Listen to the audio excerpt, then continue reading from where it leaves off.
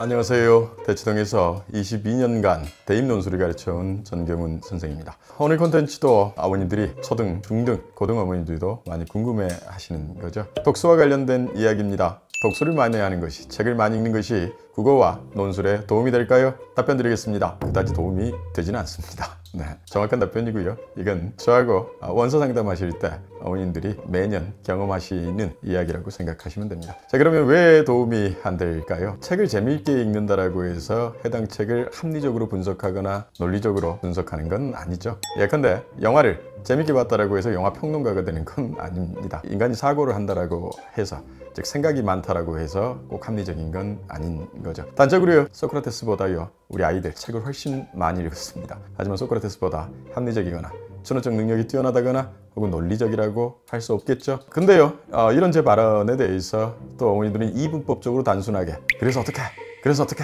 뭘 어쩌라고 이런 식으로 질문하시잖아요. 오해입니다. 책을 읽는 건요 굉장히 중요한 작업입니다. 지적 능력, 그리고 합리적인 사고, 논리적인 사고 능력, 이런 것들을 기르기 위해서 이런 능력만이 아니라 세계를 이해하는 지평을 확대시키는 데 있어서도 독서는 굉장히 중요합니다. 하지만 우리나라에서 이상하게 행해지는 독서, 멀리 갈 거 없습니다. 제가 대치동에서 경험한 아이들 대부분 다 책을 일주일에 한 권씩 읽었더라고요. 아무 소용이 없게 됩니다. 그냥 우스갯소리로요, 제 은사님 중에 한 분이 사은회 때 제 앞에 앉으셔가지고 오늘 내가 서울대 구수면접장에 갔다 왔는데 이상하게 내신 다 좋고 생기부에도 책을 읽었다라고 했던 친구들, 이 친구들에게 책에 관해서 질문이 던졌는데 단 한 명도 책을 읽은 친구들이 없더라. 뭘까요, 어머니들? 책 읽기와 관련해서 어머님들의 선입견, 한국 사회의 뼈저린 선입견이 있습니다. 주입식 교육의 내용이 뭘까요? 정보 습득, 암기에 가까운 굉장히 단순한 교육의 구도입니다. 책을 읽는 것과 책을 보는 것, 책을 경험하는 것과 책을 지적으로 읽는 것, 이런 것들을 구별하지 못하죠. 물론요, 이건 우리 아이들이 책 읽기 교육 프로그램이라고 해서 받아온 교육들에서도 저는 개별 교육 프로그램들은 모릅니다만 제가 현실에서 그 결과물들을 만납니다. 우리 아이들의 모습들을 보면 책을 일주일에 한 권씩 읽었다라는 친구들도 그렇게 독해 능력이 뛰어나다거나 혹은 정상적이라거나, 제가 뛰어난 걸 바라지는 않습니다. 정상적이라거나 이러지는 않는다라고 하는 거 이해하시겠죠? 책 읽기가, 즉 독서가 수능 국어나 논술에 도움이 될까요? 되지 않습니다. 왜 그런 일들이 벌어질까요? 이유는요, 수능 국어와 논술은 합리적인 사고를 요청합니다. 그리고 책을 지적으로 읽는다라고 하는 것도 바로 합리적인 사고가 전제된 독해를 요청하는 거죠. 쉽게는요, 영화평론가와 대중들의 차이로 이해하시면 됩니다. 대중들도 스토리는 읽어낼 수 있죠. 재미는 느낄 수 있습니다만 평론가가 될 수는 없습니다. 책을 지적으로 읽는다는 합리적 사고를 전제로 책과 소통하는 작업이라고 생각을 하시면 됩니다. 이것이 우리의 교육에서는 잘 되지는 않아요. 양쪽으로 책을 접근하기 때문에도 있지만 선입견에 근거한 커리큘럼, 어려운 책, 쉬운 책, 어머니들 어려운 책 읽으면 좋아하시잖아요. 굉장히 이 부분도 단순한 사고입니다. 어려운 책을 읽으면 쉬운 책은 읽힐 걸로 생각하시는 거죠. 이런 질문 해보세요. 어린 왕자는 어려운 책인가 쉬운 책인가? 네, 오해입니다. 어머니들의 선입견이 전제가 된 그런 독서가 아이들에게 오히려 합리적 추론 능력을 길러가는 과정을 방해한다는 사실 꼭 기억하셨으면 좋겠습니다. 수능 국어나 논술에서 필요한 사고는 추론적인 사고 능력이고요. 추론적인 사고 능력의 전제에는 합리적인 독해, 합리적인 독서, 합리적 사고 능력을 발휘하는 독서가 요구됩니다.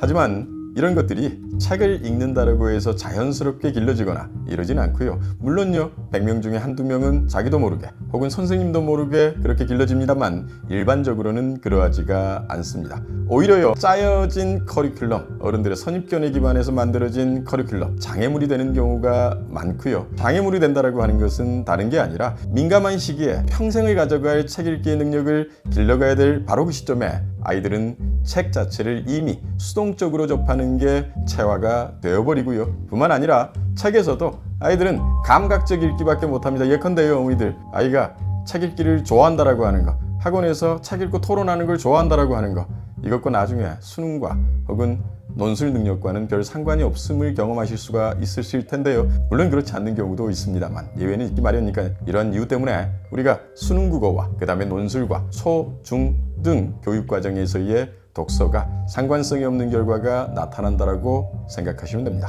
책 읽기가 굉장히 어머니들에게 중요한 화두가 되다 보니까 조카들의 사례를 가지고서 간단하게 얘기 드리겠습니다. 제가 조카들 교육과 관련해서는 초등학교 때 책 읽기 프로그램들을 이수하지 말라고 했어요. 그 이유가 오히려 장애물이 될 수 있기 때문에 본인이 좋아해서 스스로가 읽는다면 그건 칭찬해 줄 일이지만 딱히 그걸 어른들이 그런 환경들을 커리큘럼으로 조성해서 이렇게 꾸며놓은 데는 접하지 말아라 라고 이야기를 했고요.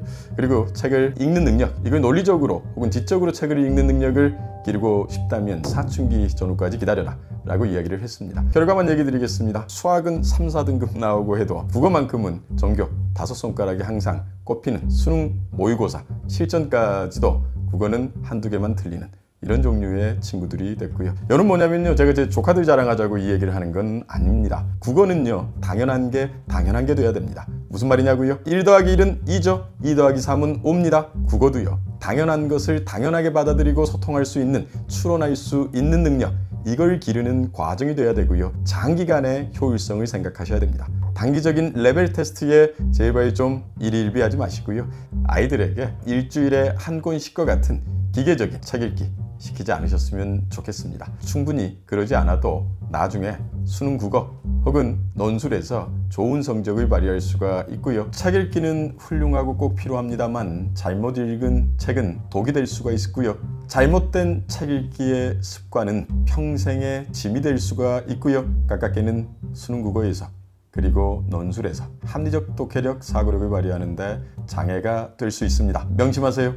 이상입니다.